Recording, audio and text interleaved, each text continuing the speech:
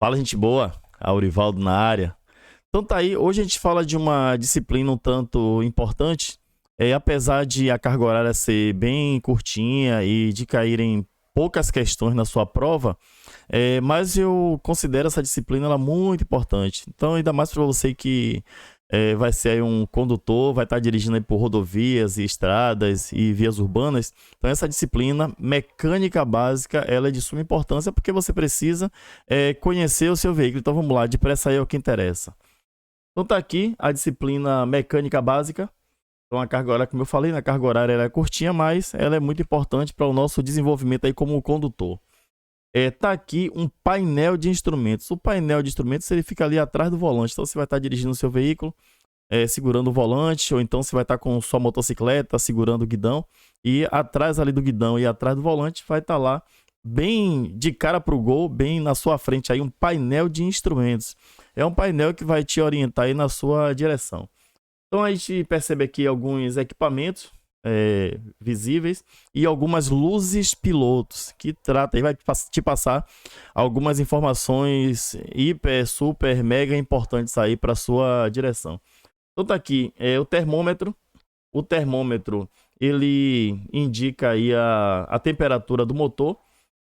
Farol de neblina, manômetro, tacômetro, algumas pessoas conhecem como contagiro, dia a dia aí o pessoal conhece como contagiro ou RPM, mas o nome técnico é tacômetro. O tacômetro ele indica aí a rotação do motor, ele indica o torque ou rotação do motor. Tacômetro é um dos equipamentos aí que serve para você se basear para trocar a marcha do seu veículo, inclusive.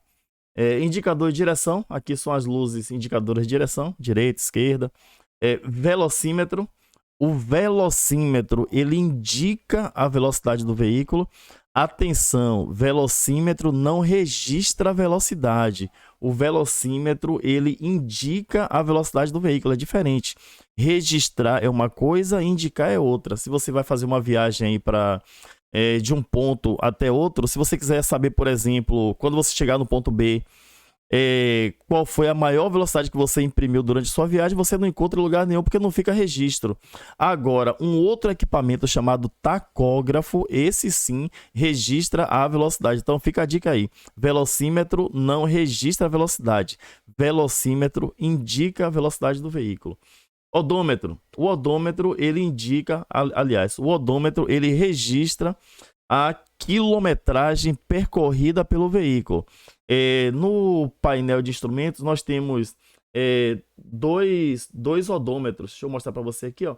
Esse odômetro de cima aqui é um odômetro total e esse de baixo aqui, esse reloginho, é o odômetro parcial. Então tem aí dois odômetros, total e o parcial.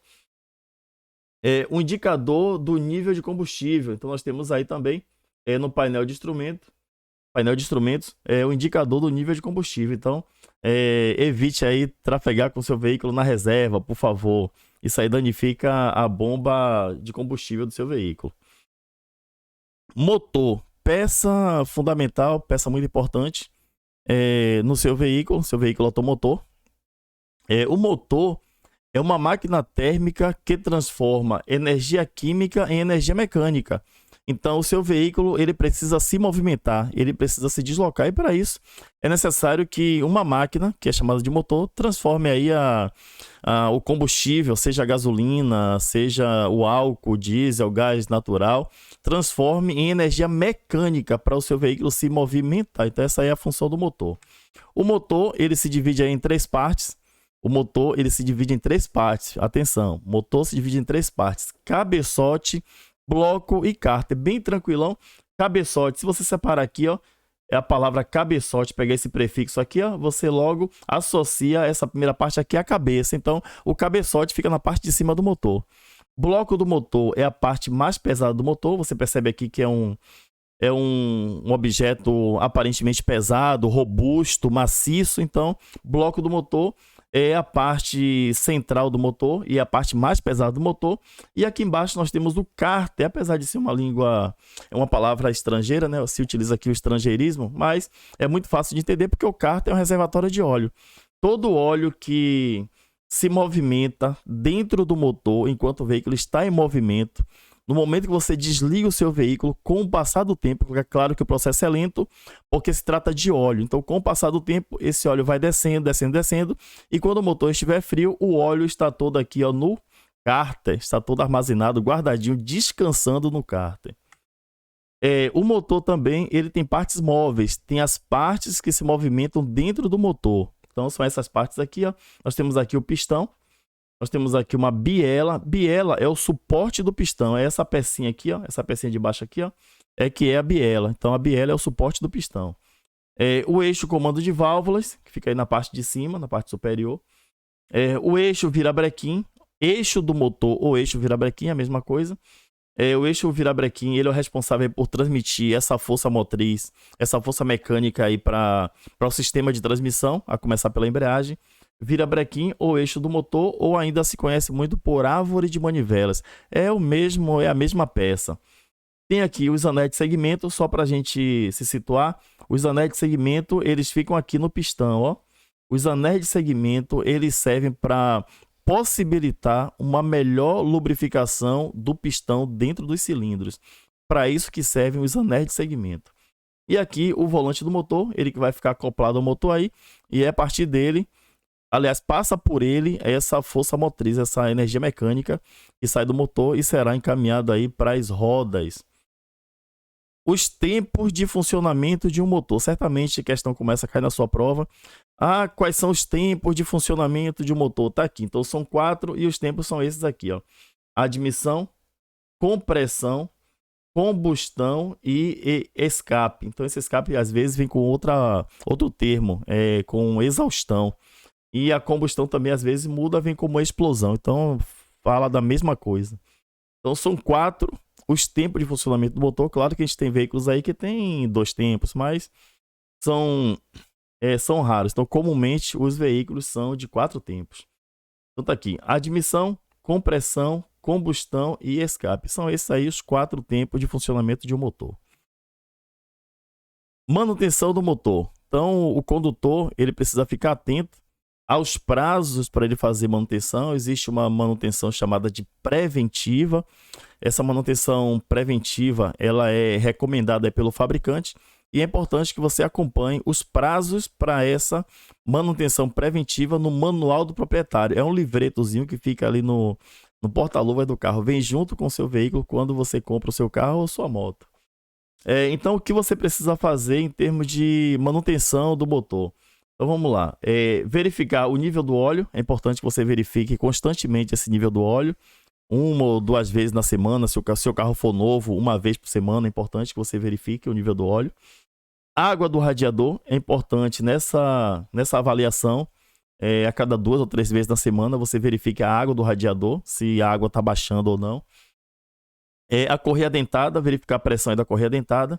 Se você tiver muita dificuldade com a verificação da tensão da correia dentada, é importante que você leve o seu veículo a um mecânico de sua confiança.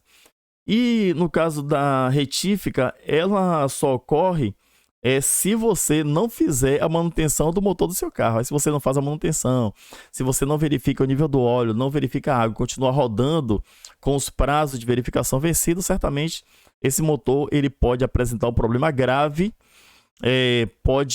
Essa falta, ausência de manutenção pode provocar ranhuras na câmara, dentro dos cilindros, e aí você precisar fazer uma retífica. A retífica é justamente um reajuste dos cilindros do motor, e retífica normalmente ela é um pouquinho cara, então atenção para as revisões periódicas, para você não ter que fazer retífica. Retífica é quase um motor, é muito caro.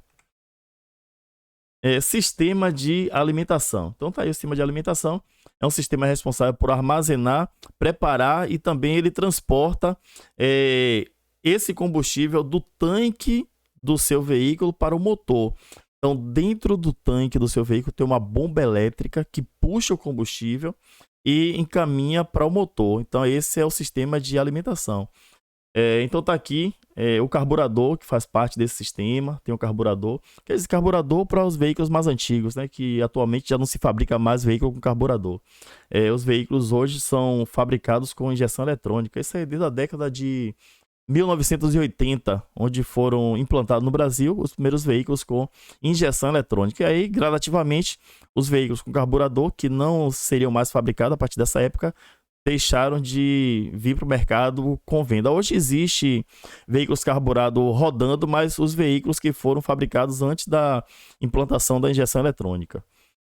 Tanque de combustível faz parte do sistema de alimentação. O canister, que é um reaproveitador de gás. O pessoal fala, o combustível está saindo pelo ladrão, não sei o que e tal. O canister, na verdade, ele reaproveita os gases do combustível e encaminha para a câmara de combustão. Canister é um reaproveitador de gás.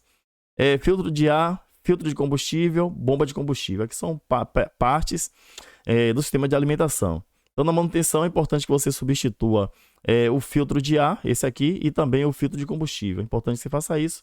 E aqui a limpeza também, que é muito importante. Então tá aí, a gente dá uma paradinha aqui para esse vídeo não ficar muito extenso. E a gente volta aí e continua com essa disciplina maravilhosa que é mecânica. E a gente vai deixar de ter mecânica como uma barreira em nossa vida. Mecânica agora se torna um aliado. Aquele abraço, fui!